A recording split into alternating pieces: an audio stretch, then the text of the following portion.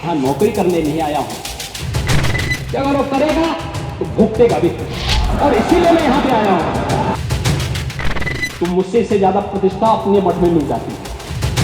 सरकार चलेगी, मजबूती के साथ चलेगी। एक काट की हंडिया बार बार नहीं चढ़ने वाली। खटाखट ने 27 में सपा चट के लिए तैयारी रखी। सरकार चलेगी, मजबूती के साथ चलेगी। प्रदेश के अंदर ट्रांसफॉर्म। यूपी विधानसभा में सीएम योगी ने उन तमाम सवालों का जवाब अपने अंदाज में दिया जिसका इंतजार किया जा रहा था। आपको बुलडोजर से डर लगता है, लेकिन ये निर्दोष के लिए नहीं है, उन्हीं अपराधियों के लिए है जो प्रदेश के व्यापारी और बेटी की सुरक्षा में सेल लगाने का काम करते हैं, जो प्रदेश के अंदर अराजकता पैदा करके सामान्य लोगों का जीना हराम करते हैं। मेरा दायित्व तो बनता, मैं यहां नौकरी करने नहीं आया हूं, कतई नहीं। योगी ने विरोधियों को बता दिया कि सरकार सिर्फ पुराने तेवर के साथ नहीं चलेगी बल्कि पूरी ताकत से चलेगी।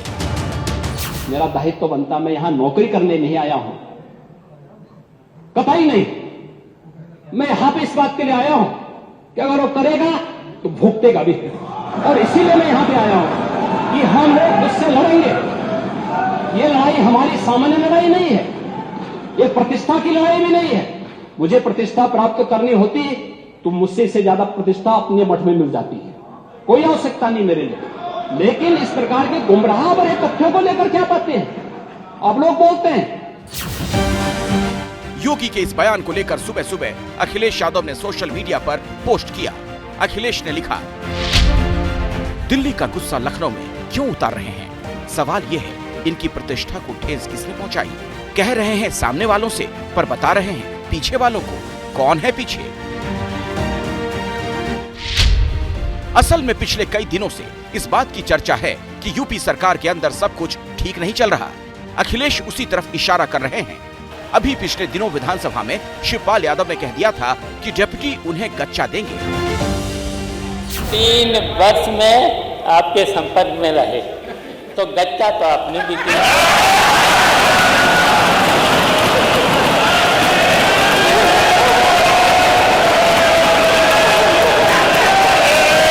जब आपने गच्चा दिया तो उत्तर प्रदेश इस चुनाव में पीछे रह गया, और आपके जो डिप्टी चीफ मिनिस्टर हैं वो आपको फिर गच्चा देंगे। अंदरूनी खींचतान की वजह से योगी की कुर्सी और सरकार के भविष्य को लेकर विपक्ष के नेता कई दिनों से सवाल उठा रहे हैं। कल योगी ने इसका जवाब भी दिया। मुझे लगता है गलतफहमी नहीं होनी चाहिए समाजवादी पार्टी या कांग्रेस को कि वह बार बार खटाखट जैसी योजना के माध्यम से जनता को धोखा दे सकें। लेकिन मैं आपसे कह सकता हूं कि सरकार चलेगी, मजबूती के साथ चलेगी। प्रदेश के अंदर ट्रांसफॉर्म करने के अपने अभियान को आगे बढ़ाएगी। प्रदेश के अंदर खिलवाड़ करने की किसी को जरूरत नहीं होगी। विधानसभा में गुरुवार को योगी ने विपक्ष पर निशाना साधने के लिए ठग वाली कहानी सुनाई। मुझे आप लोगों की बातों पर पंचतंत्र की कथा याद आती है, आपने सुनी होगी। 4 ठग थे। एक किसान एक बकरी लेकर के जा रहा था, तो चारों ठगों ने कहा कि इस किसान से बकरी कैसे ली जाए।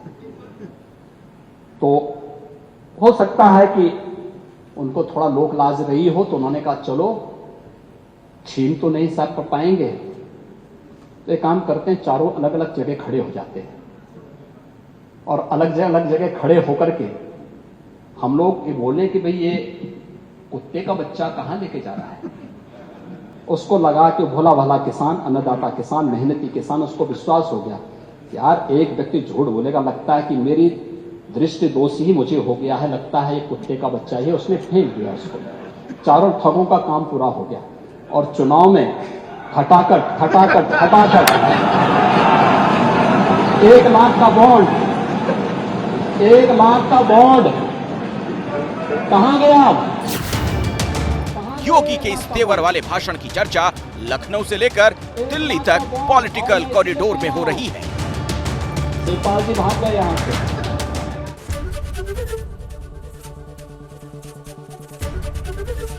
एबीपी गंगा, खबर आपकी, जुबान आपकी।